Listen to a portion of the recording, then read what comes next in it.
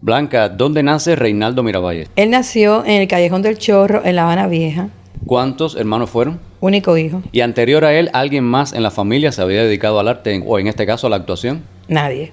Tengo entendido que la niñez de Miravalles fue un tanto difícil. Sí, fue difícil porque su familia era muy pobre. Fue a trabajar a la calle, vendiendo periódicos. Mi abuelo tuvo una niñez, dada la época tan difícil, donde tuvo que asumir cosas que no son propias de los niños de esa edad, de 9, 10 años.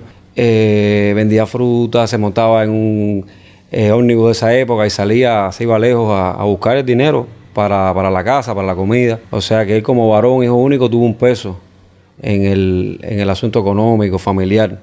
Cosas que quizás le forjaron el carácter para después asumir con la tenacidad que lo hizo todos los retos y las dificultades que tuvo en la vida. Ya después, en su etapa de adolescente, sobre los 17 años más o menos, ingresó en la escuela de pintura San Alejandro, que le encantaba pintar y aún después de ya mayor hacía muchas pinturas y las ponía en su casa. Bueno, él tenía claro en la vida lo que quería hacer. No era una época donde las personas fueran muy proclives a este tipo de actividad artística. Entonces tenía un café con un socio en el Parque Trigo, un café pequeño, que bueno, era sustento económico. Y él siempre contaba a nosotros, a los amigos, que él le dijo al socio que tenía del café, le dijo, yo me voy a la actuación. Entonces el otro le dijo, oye, flaco, tú estás loco. Le vendió la parte de él y se fue a empezar, bueno, los primeros pasos en Radio Cadena Azul, quizás hacer banco, pero sí tenía mucha inquietud y tenía ya bien claro que esas son cosas que ayudan mucho en la vida, que él quería ser actor. ¿Qué pasa? Por favor, sáqueme de aquí. ¿Qué le pasó? Lléveme en el camión. ¿Cómo en el camión? A esa edad ya yo estaba orgullosa, cuando era chiquita, de verlo trabajar en los programas San Nicolás del Peladero, Telefiesta, que íbamos a los estudios. Yo hacía de extra ahí también, porque me ponía. Y lo recuerdo siempre con mucho orgullo por el cariño que le tenían a la gente, ¿no? Sus compañeros de trabajo. Y el respeto que le tenían. Y un detalle que no tiene nada que ver con la actuación, que cada vez que salíamos me obstinaba porque me enseñaba las tablas de multiplicar en el carro. Íbamos para la playa y era Blanquita, 7×8. Ay, Dios mío, hasta aquí, qué horror. ¿Cómo lo recuerdas como abuelo? Tuve el privilegio de tener un abuelo excepcional. O sea, quitando la parte esta artística, ¿no? Como persona, como ser humano. Mi abuelo fue un abuelo pendiente. Lo mismo iba a verme a una escuela al campo, que si me hacía falta un material de estudio. Siempre pude contar con él en los momentos que lo pude necesitar. Tuve su cariño, su presencia, sus consejos. ¿En qué momento supiste quién era tu abuelo? De los recuerdos que tengo de pequeño, me acuerdo cuando el estreno de Los Pájaros, tirándole la escopeta, porque había una escena donde estaba Beatriz, Albertico, que tenían una niña. Esa cosita pequeña la hizo mi prima. Y entonces ahí fue cuando yo creo que caí en cuenta. O sea, estaba muy pequeño yo cuando se estrenaron Los Pájaros, la iban a poner ya en televisión y todos estábamos reunidos para ver a mi abuelo, no, para ver a Laura en ese sueño que tiene Albertico con Beatriz. Ese pedacito ahí me hizo, yo creo que sí, que darme un poco de cuenta de que, bueno, quién es mi abuelo, ¿no? Aquí vivíamos tranquilos. Todo el mundo vivía feliz. Hasta que llegaron esos hijos de...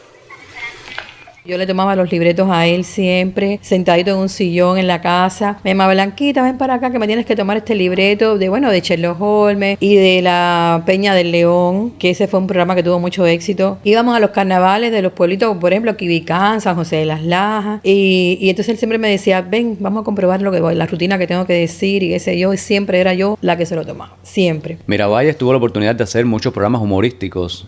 Su carácter era realmente así, con tanto humor. Bueno. Él era una gente muy alegre, pero tenía un carácter fuerte. Y como dije ahorita, no le gustaban las faltas de respeto y era serio. Pero dentro de eso sí, él tenía su humor y le gustaba mucho hacer chistes. Señor Hipólito, ¿qué usted hace aquí? ¿Yo? ¿Y tú qué haces aquí, Bueno, yo sigo trabajando aquí, pero usted... Yo nací usted en Miami. ¿Miami? ¿Yo qué tengo que hacer en Miami?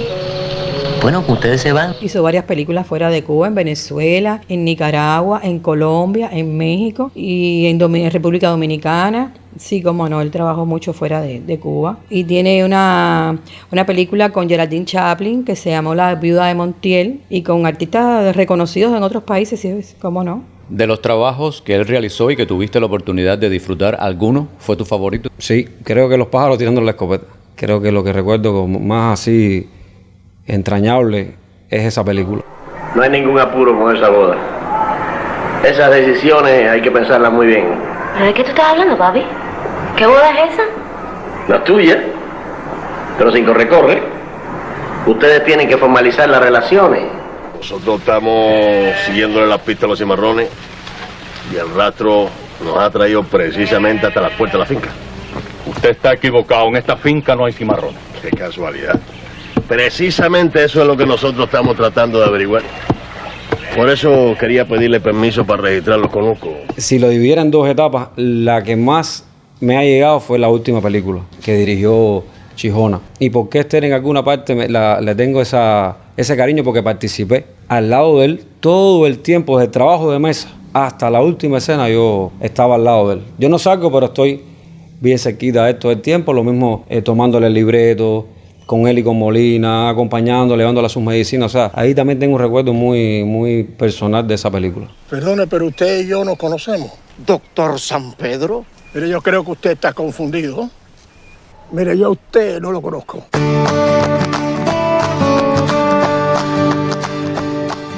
¿Cuántos hijos tuvo Miravalles? Somos 3 hermanos, 2 hembras y un varón. ¿Y alguno siguió sus pasos? Ninguno. El nieto fue el único que siguió los pasos. Pero tengo entendido que seguiste sus pasos. Intenté hacer un camino en el arte. Participé en teatro aficionado.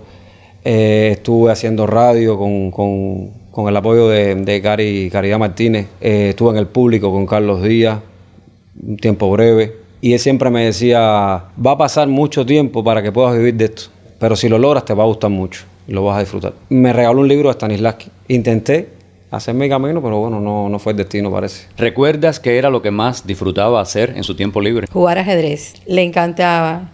Iba todas las noches al Capablanca, en Infanta, y allá daba la 1 de la mañana jugando ajedrez. ¿Y qué no le gustaba? ¿Qué lo podía hacer enojar? La falta de respeto. No soportaba que le faltaran el respeto, ni sentir, inclusive que nadie faltaba el respeto a nadie. Eso lo sacaba de quicio. La gente que se queda aquí se va a quedar embarcada. No, él me prometió que no va a dar conferencia de prensa. ¡Ah, no jodas, chico! ¡Yo sé lo que hago! En la casa, ¿cómo lo recuerdas? ¿Con la familia, con sus hijos? Ah, maravilloso. A él le gustaba mucho que mi mamá le hiciera por la noche café con leche. Ese era su delirio. Entonces, para estudiar por la noche, le decía, nena, el café con leche. Sí, no parece que no podía estudiar, pero sí, con sus hijos amorosos. Él le gustaba mucho enseñarnos distintas cosas de la vida, ¿no? E inclusive cuando yo estaba en la primaria y hasta en la secundaria, me planchaba el uniforme. Increíblemente, mi mamá estaba durmiendo y yo nos planchaba el uniforme. Un huevo hervido.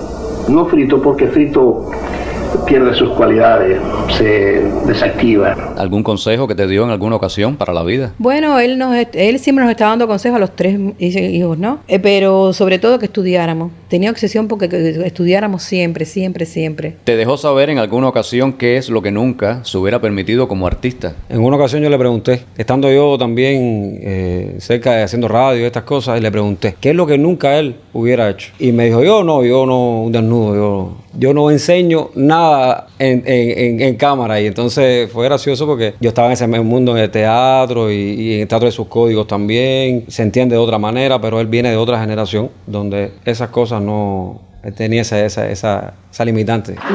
Caballeros, caras tan viejos como el Simeón y siempre está cantando y bailando. ¿Recuerdas en la casa visita de otros compañeros de trabajo con los que mantuviera una mayor relación de amistad? Hacemos muchas fiestas y entonces iba Rosita, Bianchi, iban pintores, amigos de Carmelo González Iglesias, que él lo quería mucho. Siempre habían artistas en la casa porque lo querían mucho y nada, se enteraban que había una fiesta, acá se Miravalles y enseguida iban. Estaba pensando en tu hermana. No le puedo soltar la rienda como a mi caballo. A lo mejor se me dejó que esa muchachita.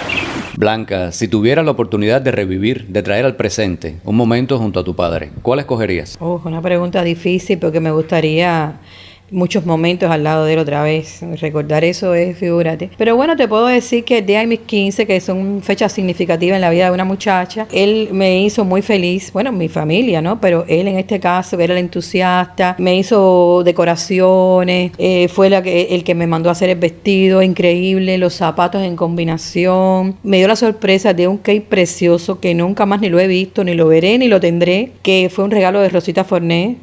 Y él quiso darme esa alegría y yo, por supuesto, me puse muy contenta. Tantos momentos que se pudieran escoger, tantos momentos que uno pudiera revivir. Yo tuve experiencias muy bonitas de él con su público en muchos momentos. La gente lo descubría en la calle, en un teatro que fuimos a una actuación de Elis Alfonso. Fue muy bonito porque él sale de Carlos Mar. La gente no sabía que él estaba ahí y lo fue descubriendo. El cariño entrañable que tiene el pueblo cubano con sus artistas. Particularmente la premier de Casa Vieja, que nos invitaron. Cuando lo presentan a él, como ese público que estaba ahí se vira a aplaudirlo, una ovación. Y yo decía que como estaba tan cerca de él, yo recibía esa energía, esa vibra de los aplausos, ese cariño. Yo estaba muy cerca y yo también cogí un pedacito de ese cariño. Y es una experiencia muy bonita. ¿Qué va? Mi mujer y yo sí que no gastamos dinero en esta tontería. No, los ahorritos para un televisor en colores. Y a la niña, si acaso, un motivito por los 15 y por su pase en el pre, pero hasta ahí. Inclusive en una ocasión tengo entendido que lo acompañaste al sitio donde nació. Al Callejón del Chorro. Estuvimos ahí. En otro descubrimiento del público también empezamos a caminar y había gente que muy curioso que lo miraba y yo como estaba más para acá decían, yo creo que ese es Mirabal, ese es Melesio. Lo descubrían. Todos los recuerdos que tengo yo son de cariño, de mucha admiración. No puede ser. Si este hombre es oficial de la CIA fue porque yo se lo presenté a Mr. Benson. ¿En qué momento y con qué edad fallece Reinaldo Miravalles? Él fallece aquí en La Habana el 31 de octubre de 2016 con la edad de 93 años. Hay que hacerle espera a los criados que aquí dentro, en casa de los Orozco, las cosas siguen igual. ¿Qué digo igual? Mejor. Bueno, Blanca, más que agradecido de que hayas aceptado conceder esta entrevista para conocer un poco más sobre ese grande que fue Reinaldo Miravalles. Para mí ha sido un placer enorme esta entrevista porque nos toca muy de cerca, todavía tenemos los sentimientos a flor de piel y te lo agradezco yo a ti, Carlos Collazo. Muchas gracias.